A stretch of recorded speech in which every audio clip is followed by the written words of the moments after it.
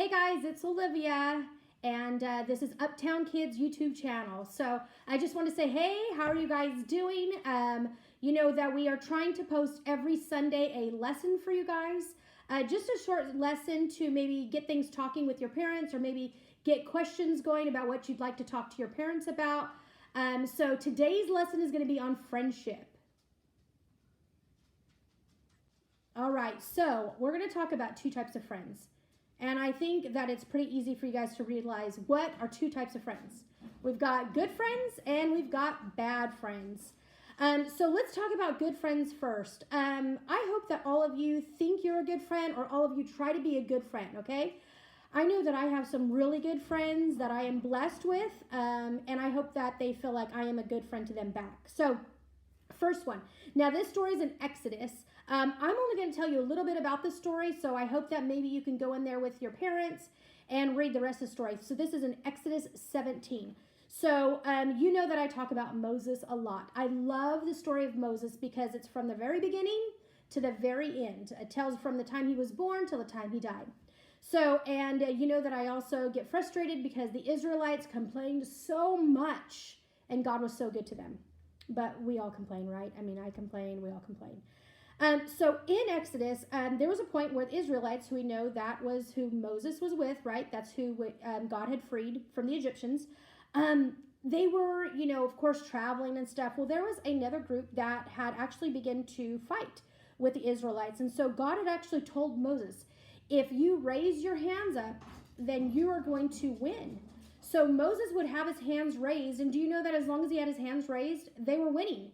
But do you know that at some points Moses got tired, and so he kind of would let his hands fall down, and the Israelites began to lose. So there were two gentlemen named Aaron and Hur. Do you know anybody named Hur? H-U-R. I don't. But anyway, so Aaron and Hur, do you know what they did?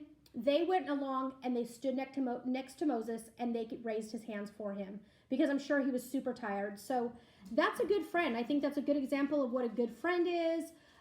They were trying to help Moses. They were trying to help their people to not lose.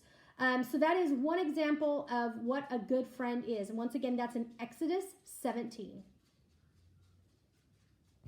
Okay, so a bad friend. This is an example of a bad friend. So all of us know about Jesus, right? So we also know that Jesus had these disciples. And these were kind of like hand-picked best friends for Jesus. These were men that followed him around. They helped him in ministry. They traveled with him. And I would say they probably got to see some amazing things. They got to hear Jesus teach about the Bible. They got to see some miracles. And so these are just 12 gentlemen. And so in the Bible, there was one of his disciples named Judas. And some of you may know the story. You know, the government was always trying to find something wrong with Jesus. They were always trying to say he was like the bad guy. He was doing bad things, you know, like they would get mad if he would heal people on the Sabbath because they felt like on the Sabbath you should do nothing else. But I believe, you know, like how many of you think that God was really mad at Jesus for healing people on the Sabbath? No, absolutely not. But they wanted to say this against Jesus. So some gentlemen approached Judas. And do you know that Judas agreed to turn Jesus in? And so what they agreed is that Judas would go and lead these men to Jesus and say, you'll know who he is because I'm going to kiss him on the cheek. And so he did that. He went up to Jesus and he kissed him on the cheek. And so then these gentlemen knew which one was Jesus. And so do you know that as soon as that happened, Jesus knew, and he said that he betrayed him. And so Judas did this and he got paid. So somebody paid him to be a bad friend. And he got paid, they said, 30 pieces of silver, which probably is roughly about $600 I was reading.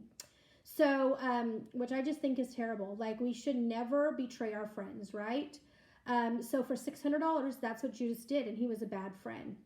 So we've heard about a good friend, and we've heard about a bad friend today, haven't we? All right, so two types of friends. We had Aaron and Hur, who were great friends, you know, that just stood by Moses, helped raise his hands, and just were great. And then we had friends like Judas, who saw the best things that probably ever happened, the best stories, saw the best healings, the best teaching, yet he turned his back on Jesus. So we see that bad and good friends. So this is what I want to do. I always challenge you guys. Now, I know that we're home right now, and so we're not really getting a chance to see our friends as much. Well, we really shouldn't be seeing our friends. Maybe we FaceTime them. But my challenge to you is think of a way that you could be a good friend this week. So maybe that's writing a letter to our friends. Maybe that means that we FaceTime them. Maybe that means we do like a drop off at their house and just drop off maybe their favorite candy or their favorite chips, you know, drop it off at their front door and then text them and say, I left something at the door for you. Maybe that means if you play video games with your friend, you let them win one time if you're always beating them. My son is in the background saying no. But think of a way that you could be a good friend. So that is your challenge. You know, I like to challenge you guys. Be a good friend this week, and then let me know what you did. Maybe you could videotape something. You can send it to me, or you can post it on our Instagram. All right, guys, so we are also getting ready to have Palm Sunday, right? This video will go out on Saturday. We have Palm Sunday on Sunday, Palm Sunday. So that is actually the story of Palm Sunday is found in Matthew. I would really love for you to sit down with your parents, talk to them about this, what it means, just so they can read that story to you. So once again, that's Palm Sunday, and that is in the book of Matthew. All right, guys, so that is our lesson today. I hope you really liked it. Don't forget, if you have not subscribed, like say you stumbled upon this channel, go ahead and like this video and subscribe to our page. And then we will be posting more in the next few days, just more funny videos, or I have some people that are going to tell you what their favorite story in the Bible is. All right, guys? So we miss you. Go ahead and watch us on Westside Family Fellowship Media on YouTube if you want to see our Sunday morning sermons. All right, guys? Have a good one.